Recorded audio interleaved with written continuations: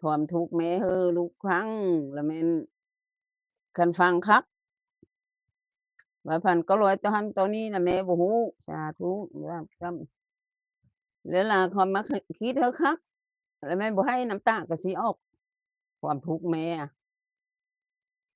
แล้วแม่เจอหยังเป็นเศร้าหยังน้อยไปลุกเท่าคุณหอมบ้านผลติ้วเท่าคุณหอมบ้านผลติ้วแล้วมีอยู่8เรือนอยู่หั่นน่ะแล้วความทุกข์แม่เฮอลูกพังแล้วแม่นมันเป็นเศร้ามาแล้วโอ้โฮสวนเฮ็ดไร่เฮ็ดนาเฮ็ดอยู่เฮ็ดกินแล้วอย่างน้อยเจอหันน่ะบ่ฮู้ทางป้าไม่เฮียก็แม่นทางป้าไม่กุนไปเฮือพ่อนั่นทุกข์แล้วเมื่อมาสร้างครอบครัวสร้างครอบครัวก็ต่อปีต่อพัน900ต่อเลยแม่ละบ่ฮู้เจอหันแล้วบ่มีปี1,900ต่อหั้นต่อนี้เลยแล้วสร้างครอบครัวแล้วเลื่อนได้ปีหนึ่งมาปีที่2ล่ะมาถือพาลูกชายกก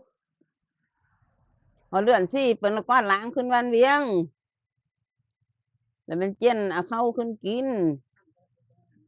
แล้วมีโตหญ้าตึงโตผู้ชายเพิ่นละบ่ให้ไปอยู่ไปอยู่ไปอะเลยได้ตกคนละพื้นผ้าห่มหั้นก็ได้หม้อแกงหม้อนึ่งพิมพ์ชาเครื่องก็ได้บ่มีอะเด้อมาป่าอยู่บ้านเวียงอยู่บ้านเวียงได้ปีหนึ่งเพิ่นว่าเฮิ่มอะอยู่บ้านท้าเอิ้นไอ้บ้านท้าจะแม่นปี1,900ตะลึแม่ก็บ่ฮู้มาอยู่บ้านท้าแล้วล่ะ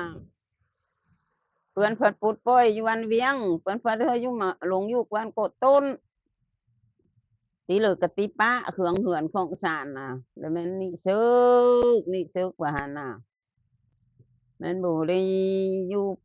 บ้านอยู่เมืองเลยเนาะแล้วแม่นพวกแล้วมันเป็นทหารโตแล้วมันเจียลูกเข้าป่าโซนหัวอยู่มากองป่าไม้อื้ออยู่ห้วยหองจองน้อยอื้อมาได้ต่อเลย1,900ต่อเลยแม่ก็บ่จื้อแล้วจังเพิ่นกวาดล้างปลดปล่อยแล้วล่ะนี่มามีเรือนเป็นหลังหนึ่ง3ห้องก็แม่นป๊าล้างเรือน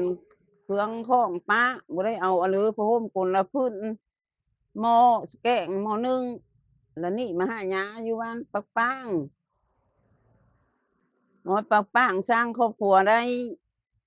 เรือนเป็น3ห้องเรือนครัวก็มีมุงเป็น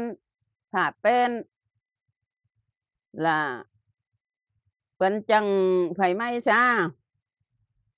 ไฟไหม้เสร็จแล้วนี่มาอยู่นี่ก็แม่อิ่มทุกข์อิ่มยากลุกแล้วแม่น11คนตึงลูกตึงหลาน11คนแล้วแม่นพากันฮ้องกันไห้อยู่บ่มีผ้าห่มผ้าผ่าบ่มีเครื่องมีของอะเลยแล้วแม่นเป็นตาทุกข์ตายากอยู่ล่ะแม่นี่ล่ะแม่นเดี๋ยวนี้ขิงคร้านพญาเถิงมาอยู่นำลูกนำเต้าลูกเต้าก็แม่นบ่ได้พมาทญาติทานจะลูกจะเต้าเลยลูกเต้าก็แม่นไอ้กุมไอ้ก้างอยู่อยากกินอะเลยก็ได้กินก็บ่ได้ทุกข์ได้ยากเลยแต่ว่าพญาทนำกระตูโตแล้วแม่นแม่ก็ขอฝากขอเพิ่นลูกเต้าลูกหลานเพิ่นก็เฮ็ดถูกเฮ็ดต้องกันบ่ทิศจะจั้นบ่ยั้นจะคอยอ้ายเด้อทุกข์ก็บ่ได้เฮ็ดทิ่มซาแล้วแม่เฮ็ดบ้องเฮ็ดหยังเดี๋ยวไป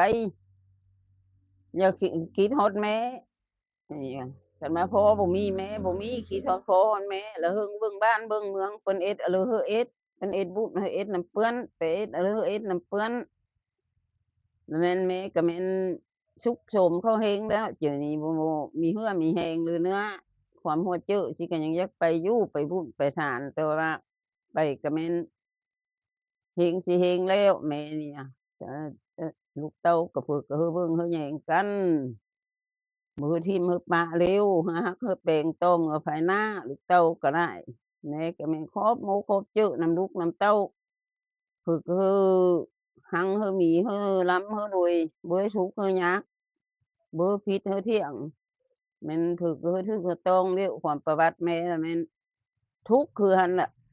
ประวัติแม่หรือแม่หังหรือแม่มีหรือแม่มีมูลมีมังเฮอลูกเฮอเต้าหรือจะแม่นแม่ทุกข์แต่น้อยมาสร้างครอบครัวก็เป็นอันหั้นไปบ้านไปแค้วแล้วแม่นให้จะว่าหมายมาแล้วแม่นเกี้ยงฤทธิ์หมายมาแล้วเกี้ยงฤทธิ์แล้วแม่นเม็ดติดเม็ดมือเจอมีขอบหักขอเพิ่นสิ้นชีวิตนี่นำลูกนำเต้าเฮาลูกเฮาเต้าเบิ่งแยงแม่นี่เฮอสุดหมอนส้อนจั๊วมือที่มือป้าเลยลูกเต้าก็ได้เบิ่งเฮอแยงเดียวแล้วแม่ก็เม็ดเท่าหั้นล่ะขอบเจ้านำลูกสะบัดแม่มันเป็นอันนั้นล่ะ